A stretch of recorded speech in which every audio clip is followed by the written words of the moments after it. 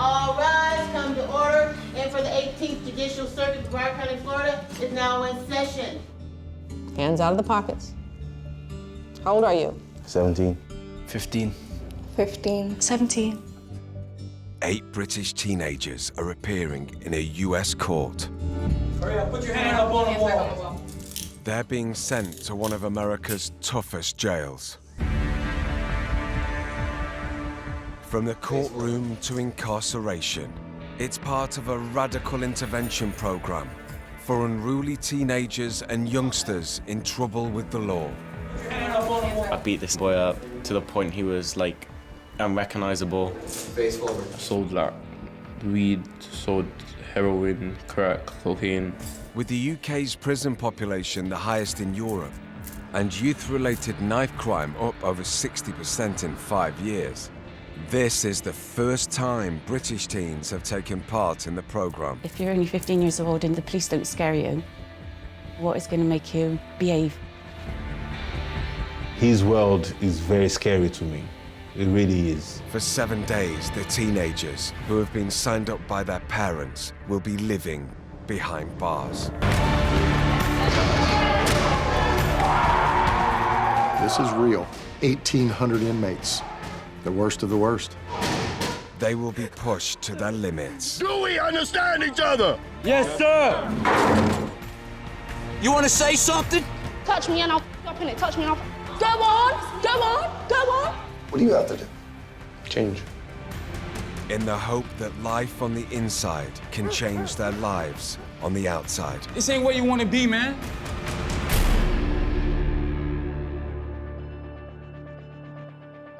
So far, 15-year-old Whitney and 17-year-old Layla have been separated by officers after a furious row. I'm telling you. Go on! Go on! Go on! Having struggled with jail life, 16-year-old Hugh decided to try and stay the course. I'm just gonna try and do it. The best is yet to come. Thank you. And the behavior of 17-year-olds Corriday Get out! Get down! and Tunde led to punishment for the whole group. Up. This is how we do it. Down! Up! Down!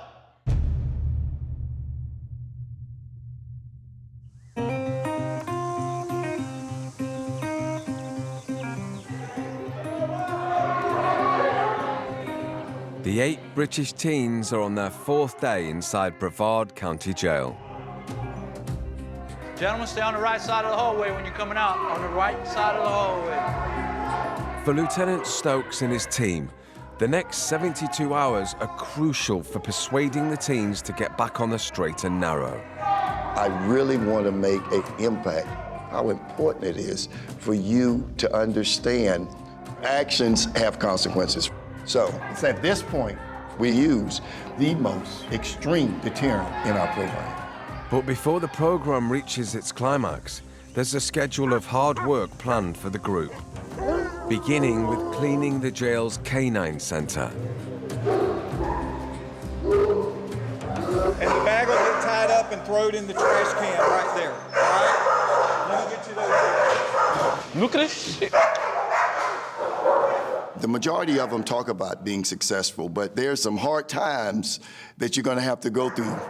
Oh, my God. So when we get to that 4th day, you're going to learn that discipline. You're going to learn that lesson.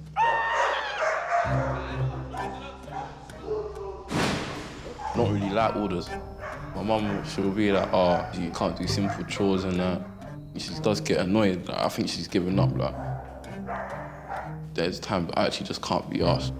17-year-old Corriday has been involved with theft, drugs, and credit card fraud. Oh!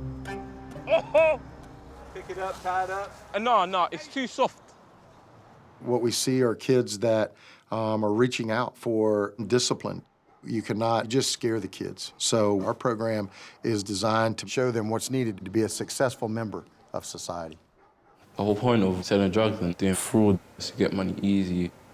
It's easier than doing like a crap job, like working at McDonald's and that. I live in one of the poorest boroughs in London. I live in Newham.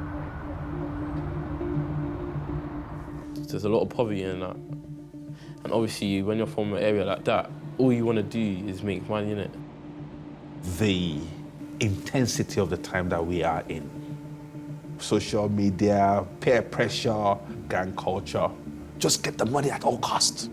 Money, money, money, money, money. I need more money, I need more money. Making illegal money is easy, but it comes with problems. Like, if you get caught, do time in prison.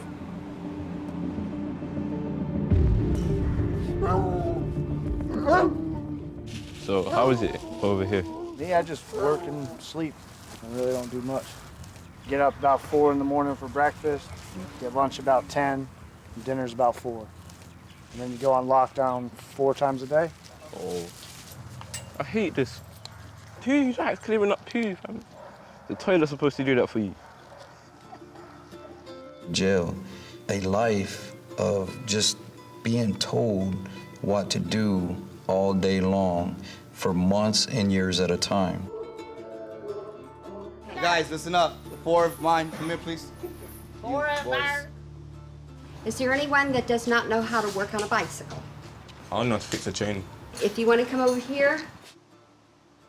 Corriday and the boys' next task is in the jail workshop, where abandoned bikes are repaired and handed out in the community. I got arrested for stealing bikes and motorbikes. When you sell drugs, you need a source of transport, innit? So you gotta grab a bike somehow. Tell me how you stole the bike and got caught. I had bolt cutters, and I tried clipping it, but it didn't work. So then I stayed outside the station for bare long, and police come, and all of them came out. So you weren't very smart. Nah, man. I don't think Corriday is good at being a criminal. I'm hoping that he just realizes that, look, it's not the gig for you. Find another gig.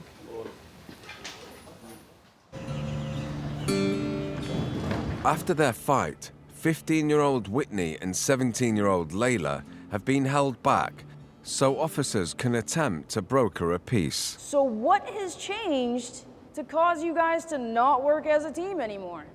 She thinks she can do everything by Don't herself. yell. We are not I'm yelling. not yelling, I'm saying. She thinks she can do everything by herself, so I let her do what she's doing. Hang on a minute, I helped No you. one's talking to her right now. No. One at a time. Exactly, no one's talking to her right now. Because she didn't want to cooperate with me? She didn't want to? So we're in the morning. How are we meant to lock together? No, I'm in the middle of talking. I'm in the middle of talking. You have to live together for a few more days. So you two need to speak to each other civilly and figure this out. And if it means going to sit at the table, that's what you have to do.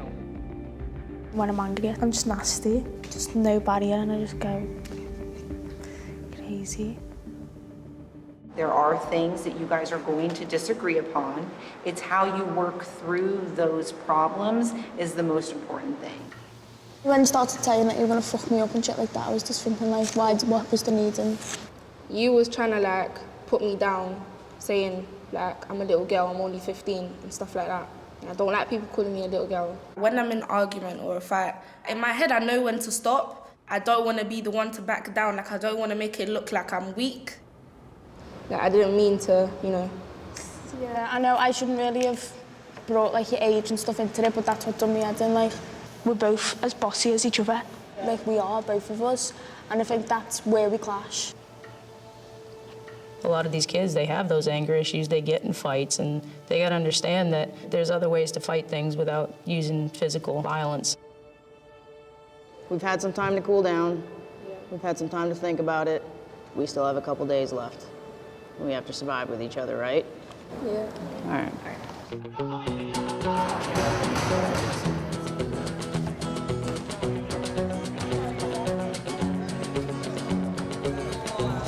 Inside the facility, inmates only have limited recreation time, 3 hours of exercise a week, and occasional access to cards.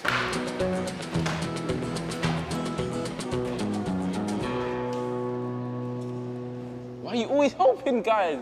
Is it that deep? Because you Yeah, don't, but I because you don't want to lose. And then there's no need to be helping. I'm not chatting bad. Stop pissing me off, you know. Bruv, testing you out. Allow You didn't it, get it right. man. Play them. Allow it, man. That's not cheating. Everything. That's not cheating. You think you're above everyone. You think you're above everyone. That's No, just cheating. After 4 days locked up together, tensions are rising between Corriday and Tunde. both from East London. Yeah. Look at you and your clap teeth, you fucking donkey. Hey, shut your mouth, man. What the fuck, fam? You're starting to piss me off now. Mothers, I'll write you off, all the time. I'll write you off a lot, man. You're not just trying to smack. Cool, because you're from Newham. What? Who do you think you are, though? Someone asks me, oh, where are you from? And then I say, oh, I'm from East Ham. They'll be like, what? You're from East Ham? And then anything can happen, innit? Shut up, then. East Ham, that's a no-no. For me, shouldn't be going there, technically, because it's E6 postcodes. It's called postcode wars. We could have kept it on cards and kept it on the principle of cards and not cheating. You decided to change the subject. Okay. Just shut your fucking mouth, fam. He's pissing me off. I'll smack him up. No. I don't bring that camera because I'll break it. No joke. Don't bring that. Switch off the camera. Switch off the camera, fam. Hey, switch off the camera, fam. What are you talking about? Oh, nice. In every jail, there's gang relations and so forth. There's going to be conflict. There's going to be people that can't get along. We had a situation in our jail back years ago. A murder that happened over our card game. He actually stuck a pencil in the inmate's eye. He thinks he's a big man. He always goes, I'm from Newham. Well, I'm from Newham too, and sorry, in Newham, they would have rocked you differently. If we weren't here, that guy would have... You would have fought him. I would have broken his face. I know people that will fuck him up serious level. So he can chat shit all he wants in here, but as soon as he gets out there, he better keep his mouth fucking shut.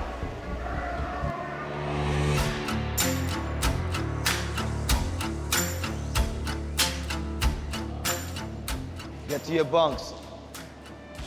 Jail staff have been forced to intervene after a clash between 17-year-olds Tunde and Korede. How many times have you heard us talk about a one team? How many times?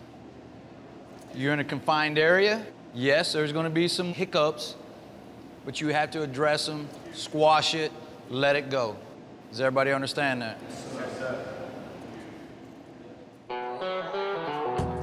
After staff also stepped in to defuse a fight between Layla and Whitney, it's time for them to get to work with their shift in the Canine Centre alongside female inmates.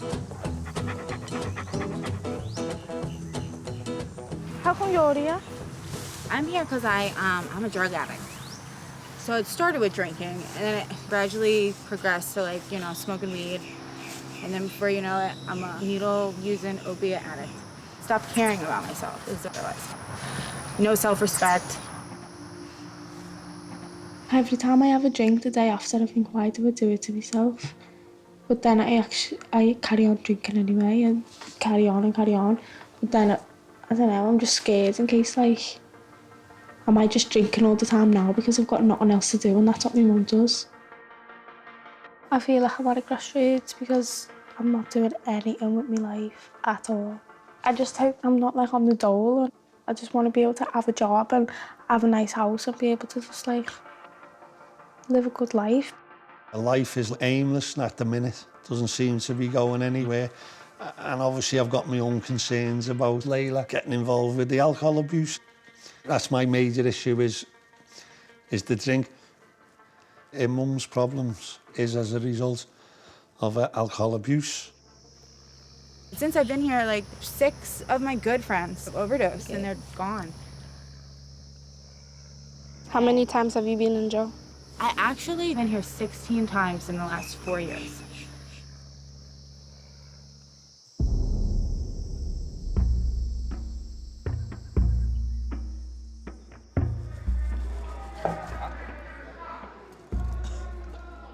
After the teens' work details are finished, the staff make a discovery. A potential weapon has gone missing from the boys' wing. Sergeant Ingram discovered that the padlock was gone from the holding cell. We did a search around in some of the lockers and under the beds. We haven't been able to find it. And that was the last time we saw it, was yesterday, and we noticed it missing this morning? Yes. Okay. If they have something like that, there's usually an intent behind it because they're not going to be able to use it for anything else, so we need to locate it. We got to locate it. Everything is a potential weapon, whether it's a toothbrush sharpened down or just something that they're able to modify. Putting something in a sock to be able to swing it and hit somebody with, it's considered a weapon of choice. We had a situation in our jail back years ago where they took dominoes and put it in a sock and actually hit an officer. The officer was out with the injury for some time. Can I get you to come with me? 15-year-old Callum is the first to be taken to one side and questioned. There was a padlock on that door. Okay, and now it's gone missing. Is there any reason why you could have taken it? No, ma'am. No? Are you sure? Yes, ma'am. You haven't been over there at all? Me and two others have been over there. I think it was Corley and... Sunday? Tunde, yeah.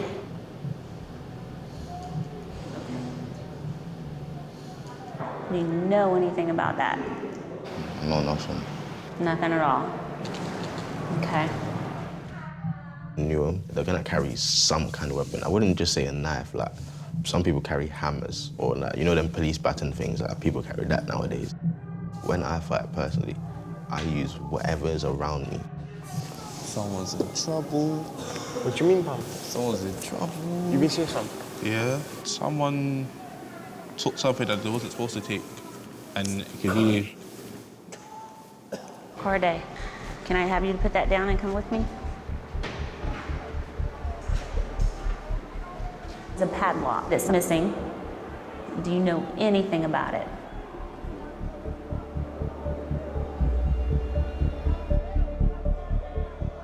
You don't know anything about a padlock? Well, let me ask you this. Would there be any reason why anybody would tell me that you took the padlock? They can tell you that they're lying. If they tell you that I took it and they're lying, I know they're lying. Why do you think somebody would say that, that you took it, though? I don't know. I'm just saying, right now, if I get framed for anything, yeah, whoever framed me. If you hear anything, you see anything, will you tell me? I ain't trying to be no snitch, though. Like, By you saying that, it kind of makes me think you might know something. I don't know anything, though. No? All right.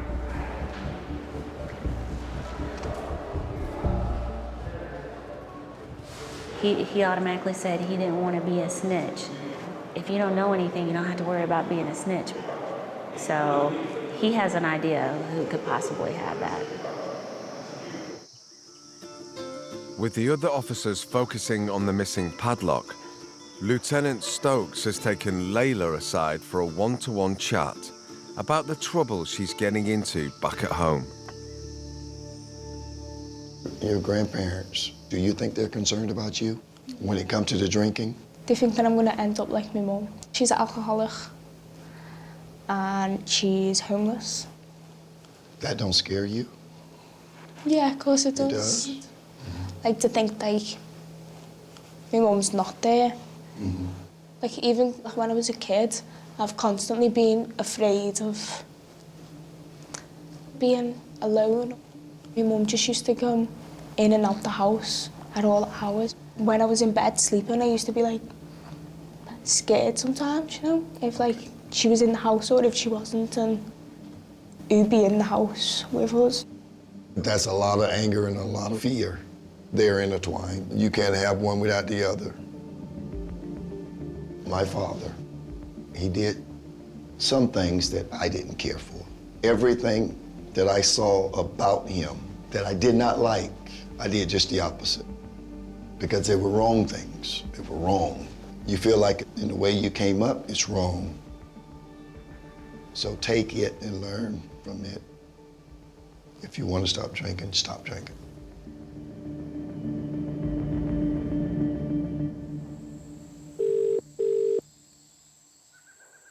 Hello? This is a prepaid call from an inmate at the Brevard County Jail Complex. Hi, Granddad. Is that you, Lay? Yeah. How are you, mate? Okay. It's been stressful a bit, but good. It's been a bit of a roller coaster all week. Look, I had a breakdown before I started crying. With the family breakup, so find herself living with her nan and granddad and then going to a school where she literally knew nobody. It was a big turmoil. Is it scary? Bits of it. All the children were finding it difficult, but she has the most difficulty. The other day she said she just wants everyone to love her. She's loved by everyone, but which maybe she doesn't understand that. Someone said the other day, how's the kids? Felt like saying, well, one's in jail, but all the rest are okay, like. He's just like a person you just look up to and you just admire him, and the same with me now. Loads of the girls are in here feel like they're on heroin. Oh, happy. Like, all the heroin addicts are saying they started off at my age drinking. Do you get me? Told you what to do. Stay away from all that crap. I know. Being a proper eye-opener for me. And I think I'm going to change a few things when I get back. The one thing I want in life is to make my nan and granddad proud. To show everyone that I can actually do something with my life.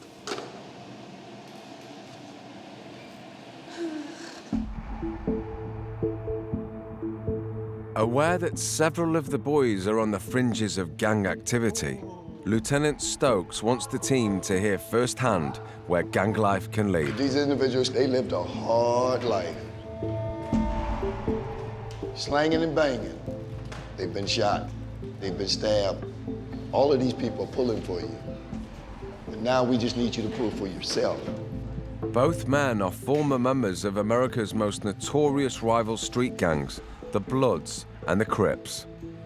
How many of y'all know about gangs? I'm an ex-Crip, and Lando was a Blood, right? Got the paw prints, all that, like, tatted up, blood, all that. But it wasn't no good for me. I got shot from a guy that I knew, and he thought I was dead, but I made it. And then my 19-year-old son got murdered. He got shot in the head, and less than 4 feet away from him was his sister, my daughter. I think the most that could happen to me if I don't change is probably end up in jail, or I could get killed. Somebody one day could pull out a knife and end up stabbing me. She actually held her brother as he was dying. She hasn't been the same since. Being shot, that is something I worry about. If I got shot and I survived, I'd probably be scarred for life. I'd be scared, like. I would just be like, no, that's it, I'm out. I can't do this no more. We was out drinking inside the club. My main man that I trusted was gonna shoot me that night. He put something in my drink. My mindset like, damn, they got me. I'm about to die. Something in my heart say, run. And as I'm running, it's a police in the middle of the road. I said, please help me. Help me. They're gonna kill me. They're gonna kill me. People think being a bad boy is all good and like it's hard and that, but at a point, you just have to stop and fix up and that. That situation, man, made me wake up and look at life way different, man. But I didn't really stop and fix up. I carried on doing bad things and that. I was searching for love, and that's what made me join it. But they really didn't love me. They just loved the things I did for them. We're in a different time. We're in a different era. Our kids, the crimes that they are committing, the crimes that they're getting involved in now are more greater or more serious than before. So it's important to get to these kids that are on the edge before it's too late. We want the kids to understand the consequences of their actions. Don't be a fool. Think before you get too far in, you can't turn around. Best advice I can give you is just do the right thing the first time. Maybe I need that change, have a better life, without having to look over my shoulder every time to see if I've been caught or if I have to run from police or something like that.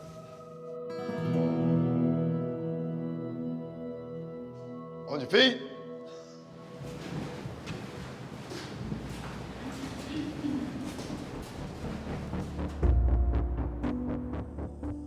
By nightfall, there is still no sign of the missing padlock. With the recent fight between Korede and Tunde in mind, officers aren't taking any chances and plan a late-night shakedown of the wings. We do shakedowns periodically.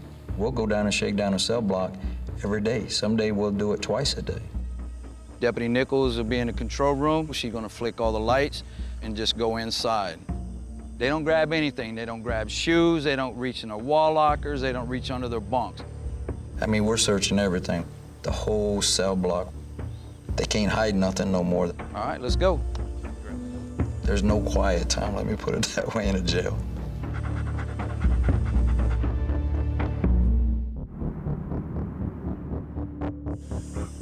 It's gonna be a one smooth motion. A padlock, a potential weapon, is missing, and Lieutenant Stokes has called in specialist officers to mount a shock search of the teen's wing. Let's go.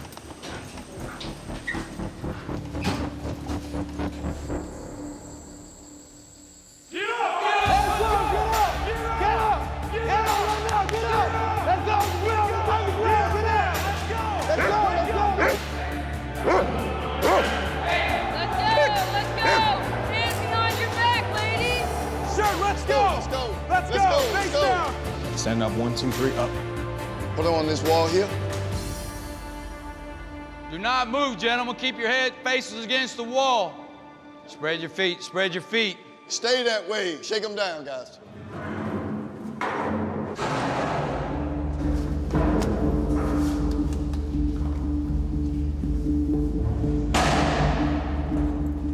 We don't find it the first time, we always come back.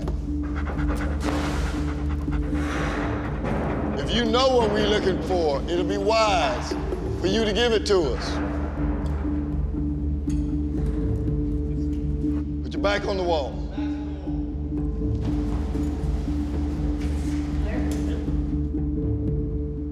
Weimer, clear.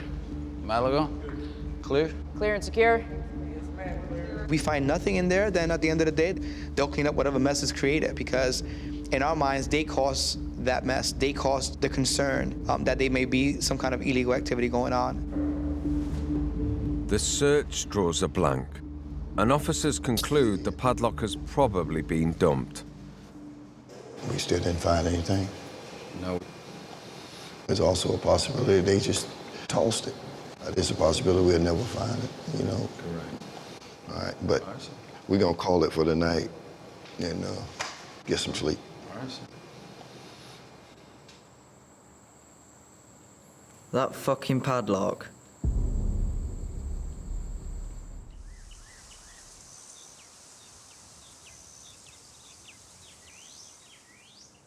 Well, actually went missing. A lock. A lock? Yeah, like a padlock. And we got woke up like that over the lock. Determined to close down the simmering tensions between Tunde and Korede, officers pull them aside. Have a seat. I don't know what happened, and to be honest, I really don't care what happened. All I heard was a card game issue, a disagreement. You guys got to the point where either you curse or you curse, show some kind of disrespect that you didn't like and that he didn't like. You have to think before you guys act. Y'all get into a fight, we slam y'all down, you get handcuffed, you get charged with a crime, because no matter what, you fight, you go to jail, plain and simple. This is where we live in, okay? I'm not gonna stay here and make you guys be friends. That's up to you guys. You guys are grown. Respect each other. Cool? All right.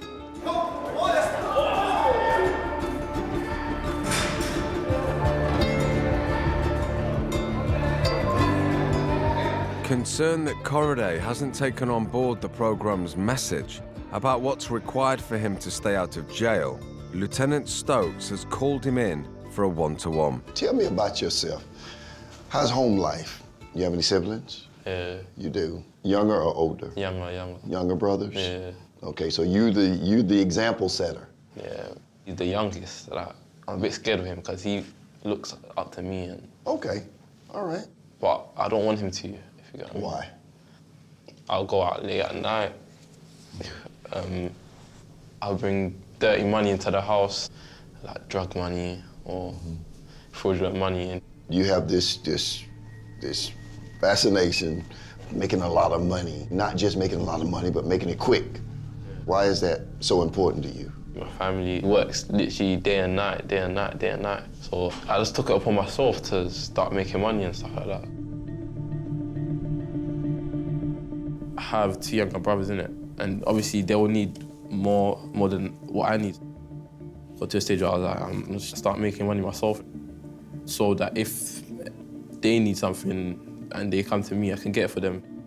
When I ask for stuff in general, it just makes me feel a bit vulnerable, innit? I don't want to do it. I don't want to go to jail or prison now. I don't think I'll be able to last, if you get what I mean. That's only 5 days. Imagine 3 years. Imagine 30 years. That should get you to thinking money isn't everything. The love of money is what's going to kill you. So you need to think, you got a lot to think about, young man. And I hope you make some very, very wise decisions moving forward. Sure. I hate to see these kids throw away their futures, man.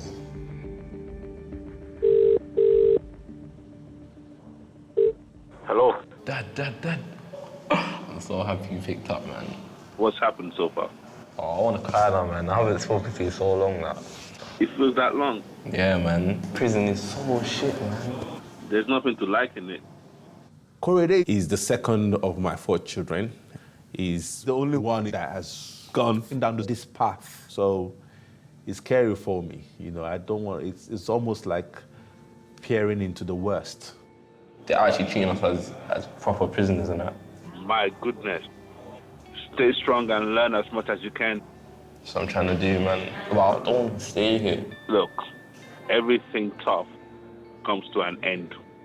So just take it moment by moment, you know. Mm-hmm.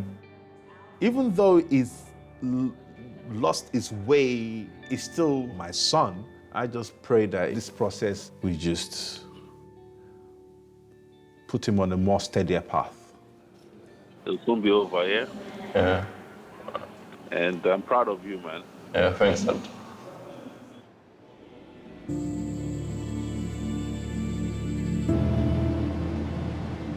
With only 36 hours before the teens leave the jail, Lieutenant Stokes is taking them off-site. This is the most extreme deterrent our program can possibly present. Okay, come with me.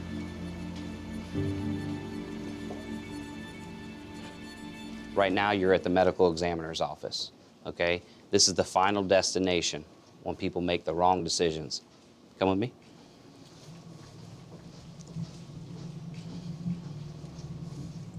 All right, come on in this way. We're gonna turn on that light. We have to go through and we have to find out who do you belong to. So we would roll your body right in this section here. When your parents or your mom or your dad got here, we would then open the curtain and show them your body. And they have to identify you. I know of someone that's got stabbed and it's affected a lot of people, and I've seen how they've reacted to it. Then you're moved into the cooler for an autopsy because they have to figure out exactly what occurred. Oh, come on in here. The smell is not very good. You can come on in here. This is what happens, okay?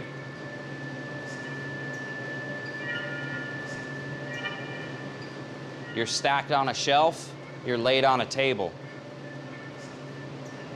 It doesn't matter what clothes you wear, how cool you are, you'll sit in here just like all of these people are doing, waiting for that time to come.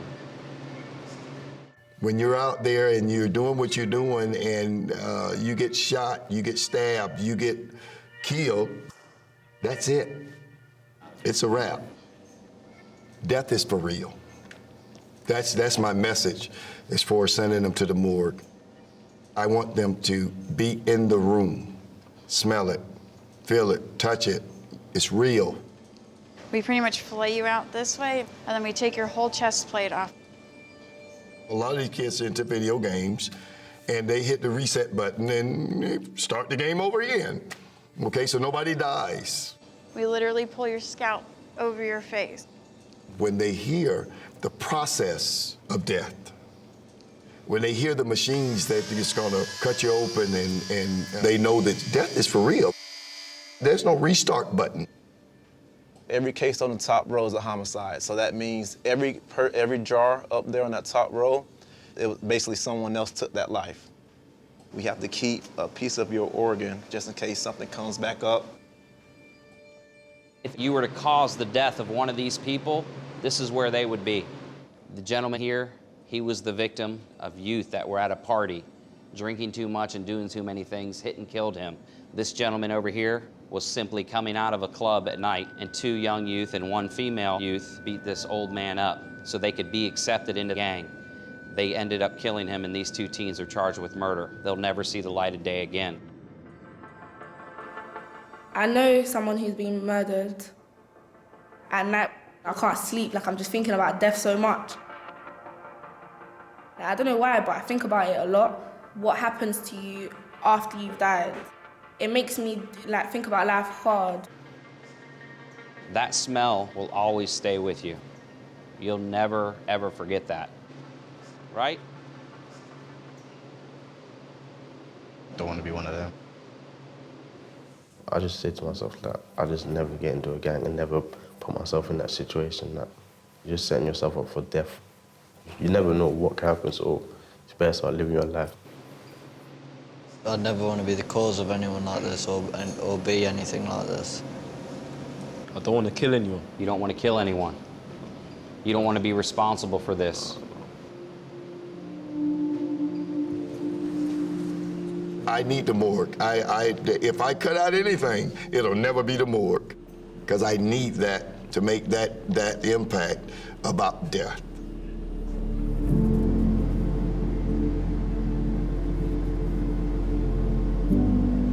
I'm scared of how people feel when I die, and people have died and left behind like a good legacy and that. Like, but there's other people that have died and people know them for bad things, and I just want to be known for good things, nothing bad. So, yeah.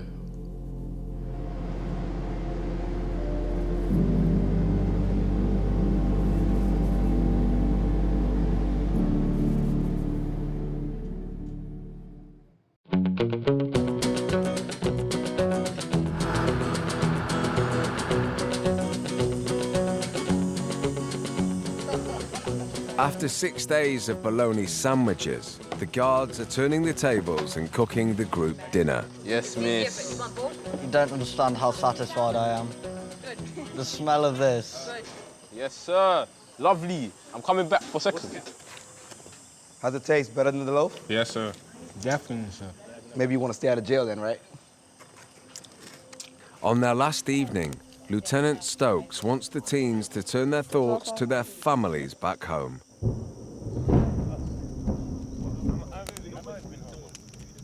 I want to tell you something that I have.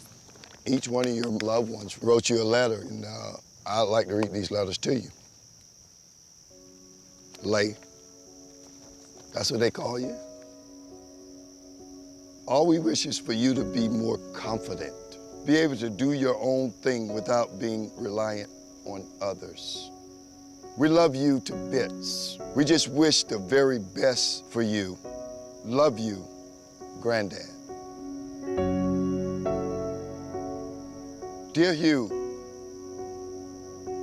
I so hope this opportunity would take you within yourself and help you make different decisions when you get home.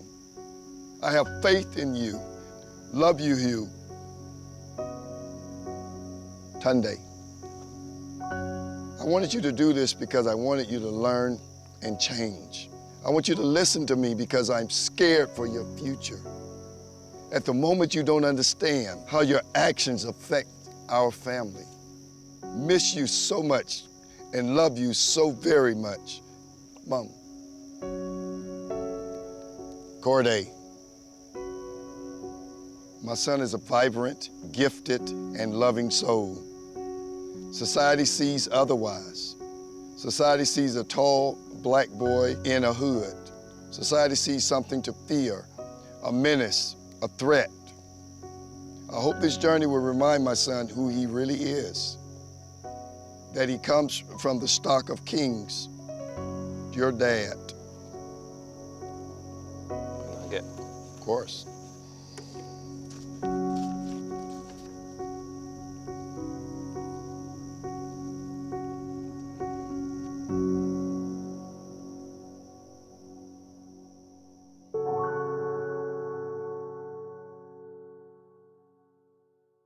say that in the army, the food is mighty fine. They say that in the army, the food is mighty fine. The chicken jumped off the table and started marking time. The chicken jumped off the table and started marking time. Break it on down. 1, 2, 3, 4. 1, 2, 3, 4. It's at this point I see camaraderie, unity, confidence. They have that swagger now, not from the street, but they have a swagger now that I can be successful. Looking good, That looking good. gives me so much gratification. We one unit. Yes, sir. Very good, very good. All right, we ready? There's one last step to complete for the teens I need you. before the program finishes and they return to civilian life. Just like real inmates ending their sentence, their clothes and personal possessions are returned to them. Good morning. Good morning, sir. So how's this last week been here? Long and stressful. That ought to tell you, you cannot do time. So you don't have no choice but to follow the law. You think you earn your right to get your clothes? Yeah, I do. All right. Joe, it's like being a millionaire and then going homeless overnight. No, it feels like I'm being released from hell. Like, it'd be good to see my mum. I'll be happy about that. My life is quite easy. And this has kind of made me realise how much I take it for granted. It kind of makes you understand what freedom is. I got my clothes. Got my clothes. I just learned I don't want to go to prison. I don't like losing my freedom. I've got better things to do in my life. Good morning. Morning, sir. Good morning. How's this last week been for you? It's actually been awesome, not gonna lie. Been awesome?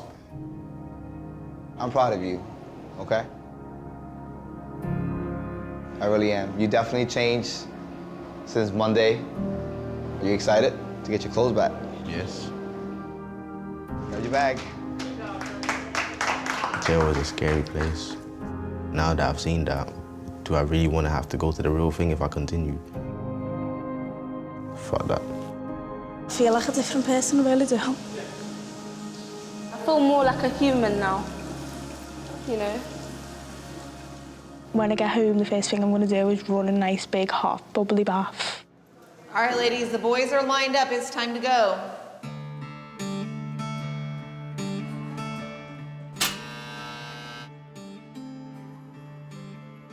Every child that comes here, I want them to leave different. There are going to be success stories and then there's going to be some failures. Some of them can't make that change, but one is better than none. Hopefully, somewhere along the line, something that Lieutenant Stokes said is going to click, and all of a sudden, you'll get it. The best thing is taking kids that had a barrier around them when they got here and getting them to know that somebody cared about them enough to spend a week with them trying to keep them out of trouble. We have to get to that kid before they lose their freedom, because the moment you lose your freedom, you've lost everything.